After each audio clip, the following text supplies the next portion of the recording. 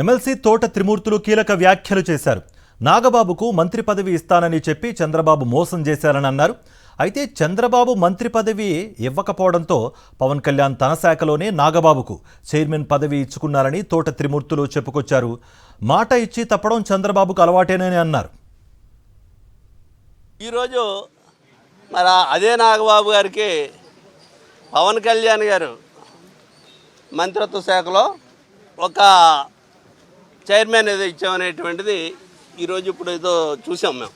ఆయనకి క్యాబినెట్ మంత్రి ఇస్తానని మీరు చెప్పి ఈవేళ ఎలా చేయటం అనేటువంటిది మా అందరికి కూడా కొంచెం వ్యక్తిగతంగా అయితే వాళ్ళ ఇష్టం, వాళ్ళ పార్టీ వాళ్ళ ఇష్టం, ఎవరికి ఇచ్చుకున్నా మాకేం అభ్యంతరం లేదు, మమ్మల్ని అడిగేవాల్సిన పని లేదు, మమ్మల్ని అడిగి ఎవరు కూడా అన్నాడు.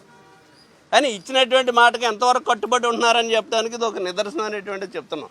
మాట ఇవ్వటమే కాదు, లెటర్ కూడా రిలీజ్ చేశారు. పార్టీ అధ్యక్షుడిగా రిలీజ్ చేసినటువంటి చూసాం మేము టీవీల్లోని. మరిన్ని అప్డేట్స్ కోసం ఛానల్ను సబ్స్క్రైబ్ చేయండి. నోటిఫికేషన్స్ కోసం బెల్ ఐకాన్ పై క్లిక్ చేయండి.